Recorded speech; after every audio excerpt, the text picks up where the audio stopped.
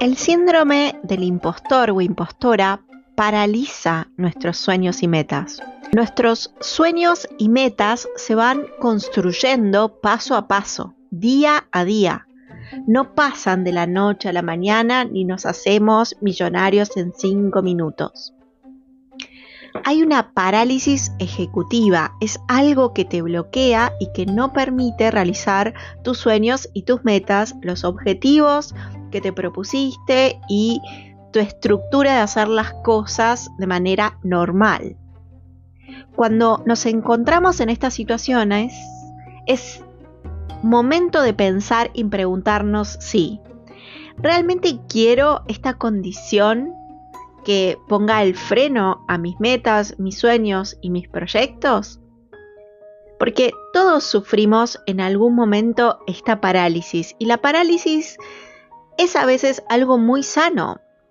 No todo momento es ideal para avanzar y conquistar.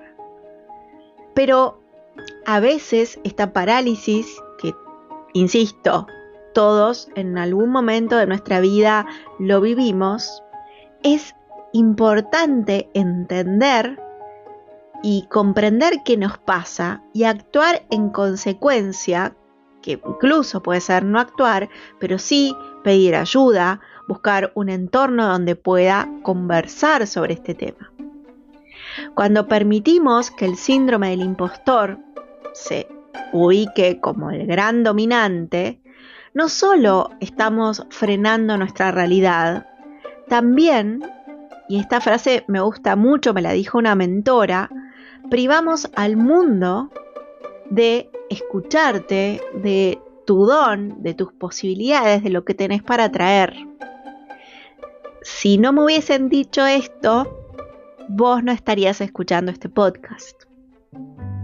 Y esto trae aparejado esta posibilidad de, aunque no salga bien, aunque no sea lo que queríamos que fuera o cuando queríamos que fuera, hay una enorme gratitud en poder acercarnos de a poquito al lugar donde queremos estar.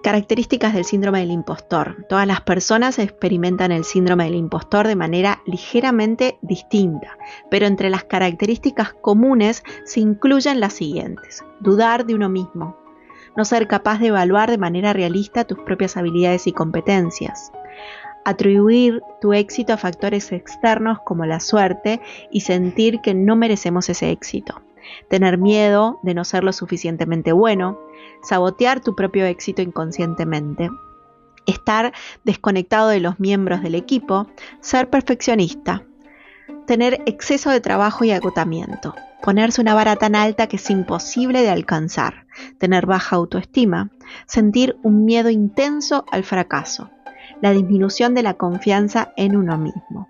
El síndrome de burnout es una de las consecuencias habituales del síndrome del impostor. Hay un ciclo del síndrome del impostor. En 1985, la doctora Pauline Roy-Clance llevó su investigación sobre el síndrome del impostor un paso más allá y publicó la primera escala de medir el síndrome del impostor, a la que llamó la escala del fenómeno del impostor de Clance, SIP en sus siglas en inglés. Esta escala se mide el síndrome del impostor en 6 dimensiones: el ciclo del impostor, la necesidad de ser especial o el mejor, las características del superhombre o supermujer, el miedo al fracaso, negar las capacidades propias o restarles importancia a los elogios, sentir miedo y culpa por el éxito. ¿Cuál es el ciclo del impostor? El ciclo del impostor describe la naturaleza circular de los sentimientos del impostor. Comienza cuando se le asigna una tarea y en este punto el individuo con síndrome del impostor experimenta ansiedad y duda de sí mismo. Estos sentimientos conducen a la procrastinación o al perfeccionismo. Si esto te está pasando, no sos la única, no sos el único. Es muy difícil lidiar con el síndrome del impostor y te sentís literalmente como un impostor y es difícil contárselo a otras personas.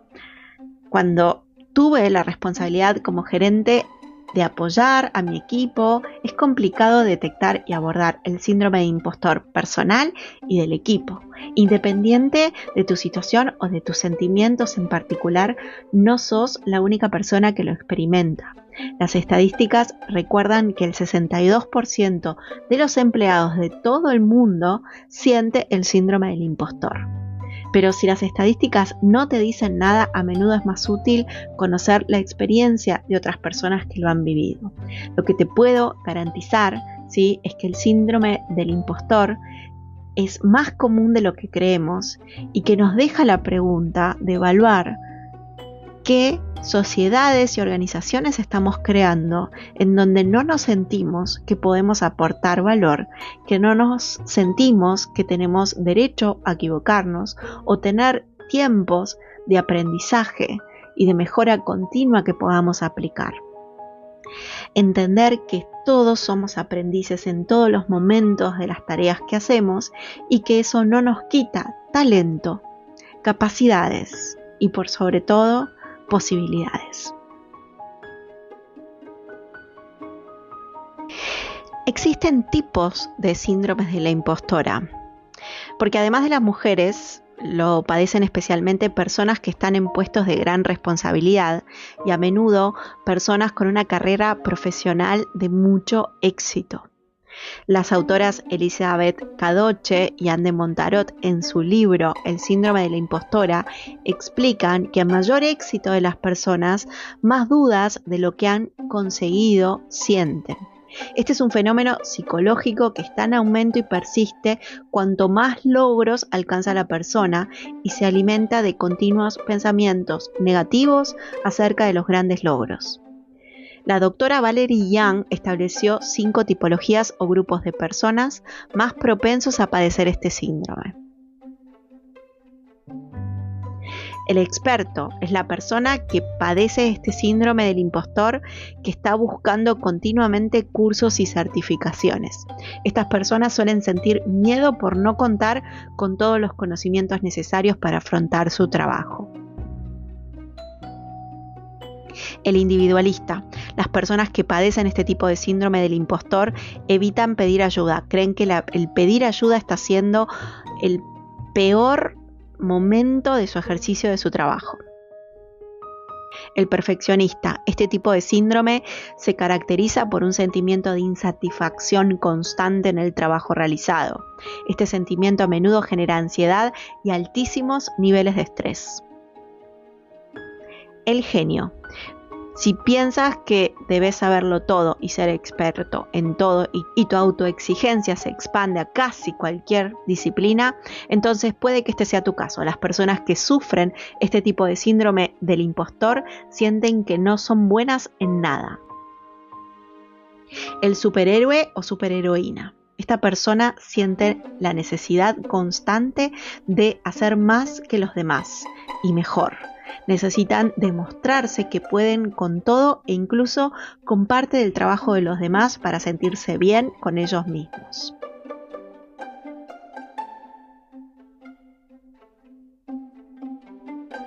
Superar el síndrome del impostor no significa parar de aprender. De hecho, creo que esto es algo que tenemos que estar constantemente en sintonía.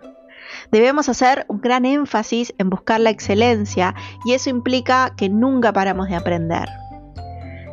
Pensar que aunque hoy las cosas no estén listas como yo quería, aunque no esté perfecto, es un paso importante para llegar a donde quiero llegar. Es un paso importante para seguir. Incluso contarlo es el faro que muchas otras personas pueden necesitar para poder animarse a hacerlo. Es el crecimiento continuo con el que podemos crecer nosotros mismos. El poder de vivir una vida con excelencia no significa que todo lo que hagamos está perfecto, ni sea luz, ni todas esas historias que nos contamos. La vida de la excelencia se trata constantemente de muñequear, ¿no?, la realidad, el deseo, nuestras creencias, nuestras perspectivas y buscar todos los días en ese mejoramiento continuo para que las cosas, las percepciones, los vínculos vayan teniendo un crecimiento, un desarrollo, un fruto que es respuesta a todo el trabajo que fuimos dando y la nutrición que le fuimos dando. Y que esto sea pleno en nuestra realidad. Por eso es casi un trabajo de todos los días, de hacerlo mejor, un poquito mejor, un pasito mejor, una meta mínima a meta mínima mejor. Entonces, buscar una vida de excelencia desde quiénes somos, que no somos seres terminados, ni hay una sola oportunidad y se nos escapa el tren, porque estamos construyendo vías, ¿no? Y cuando pensamos que se nos acaba la ruta, a donde vamos no necesitamos rutas. Educarnos es un camino muy importante y enriquecedor para no caer en esos espacios en donde no hay crecimiento y no hay posibilidades. Tener constantemente esa búsqueda incansable por estar un poquito mejor, o estar un poquito más plenos, por estar un poco en gratitud hacia nuestra realidad, por el aprendizaje. Porque Aristóteles decía que la virtud está en el medio. Y cuando creemos que nos falta, no estamos presentes en el momento, en el ahora, como dice Eckhart Tolle. No renunciar a nuestros sueños, pero tampoco quedarnos con cómo está, sin hacer ningún ajuste, ningún cambio. Hacer las cosas a pesar de que tenemos miedo y que sientas que tenés que prepararte mucho más y que todos los días aprendas una cosita y eso sea la llave para salir, para abrir una puerta, con mucha más confianza, con mucha más presencia, con mucho más talento expresado. Porque cuando estamos presentes y en contacto con nuestros dones y talentos, estamos más seguros de lo que hacemos. Y es muy difícil para otras personas que, aunque lo vean distinto, que lo harían distinto, eso realmente tenga que ver con nuestro mundo y nuestra realidad. De hecho, los consejos o las miradas que otros tengan de lo que estamos haciendo, los podemos escuchar con mucha humildad y podemos ir evolucionando, entendiendo, mejorando, ajustando. Porque la búsqueda de la excelencia va a ser cada vez mejor y mayor, pero siempre tiene que ser auténtica y única. Porque ¿quién de afuera nos puede decir cómo nosotros vemos el mundo? ¿Quién de afuera nos puede contar la voz de vivir la vida en nuestra piel y en nuestros deseos? Eso es solo nuestro. Y eso es lo que nos quita esta mirada del impostor o impostora y que estamos trabajando en obtenerlo y en no quedarnos en lugares incómodos.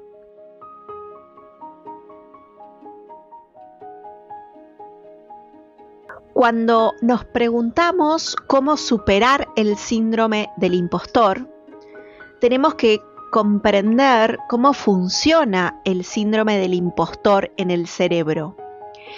Y acá es importante traer la teoría del cerebro triúnico que tiene MacLean, que de alguna manera plantea que existe un cerebro que está en el neocórtex, que habla desde la respuesta racional, que toma decisiones y el proceso de pensamiento es mucho más profundo. A su vez tenemos un cerebro límbico, que es el emocional, en donde las experiencias negativas se hacen mucho más difíciles de transitar, mientras que las positivas nos generan emociones positivas y son más fáciles de digerir para esta parte de nuestro cerebro. También está el cerebro reptiliano, que es el que está en modo supervivencia y que nos genera acciones que sostienen ese estadio de supervivencia. Por lo cual, entender las improntas es lo que nos puede dar una pauta para superar el síndrome del impostor. Pero, ¿qué son las improntas? Las improntas son aprendizajes que adquirimos como una especie para asegurar y garantizar nuestra supervivencia. Una impronta primaria, que son las más importantes, se adquiere desde los primeros de 6 o 7 años o máximo 10 años de nuestra vida, aproximadamente.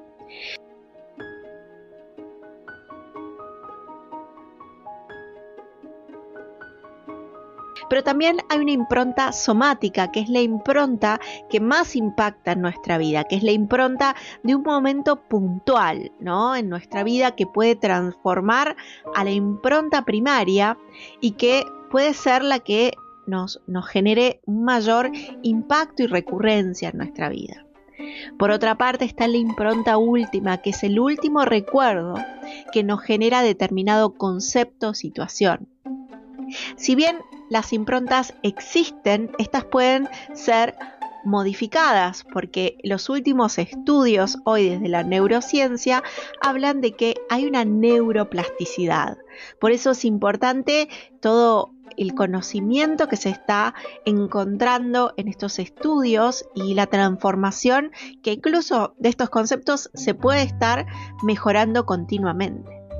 Si nuestra primera infancia hicimos algo por primera vez, ¿sí? Y que producto de eso que hicimos se generó una consecuencia positiva o negativa, como un golpe o un regaño, ¿sí? Nuestro cerebro límbico tiende a esquivar esas experiencias que tuvimos negativas. Y es por eso que cuando se repliegue un momento parecido, ¿sí? En nuestra vida adulta se cree ese sentimiento miedo, como puede ser o el síndrome del impostor o impostora.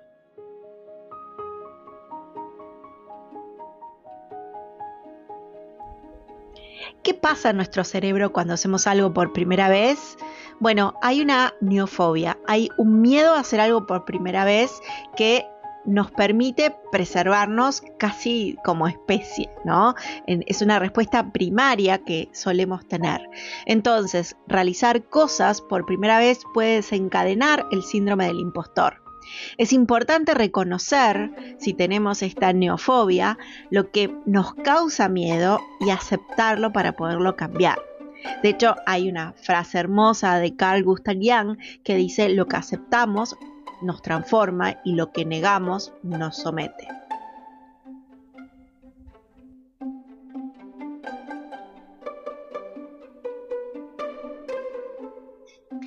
Entonces, comprender, ¿no?, este concepto de la neuroplasticidad, el cerebro adaptativo, y comprender y conocer nuestras improntas y saber que este aprendizaje de este conocimiento nos puede dar para empezar a trabajar esas creencias, esas marquitas que quedaron en nosotros en pos de encontrarle una manera distinta.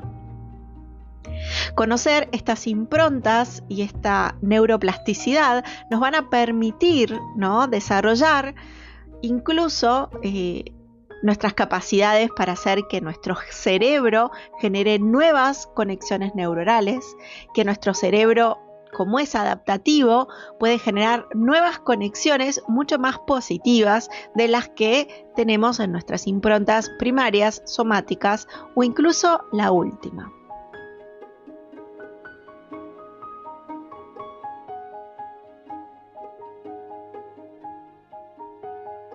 La gratitud es una herramienta muy hermosa.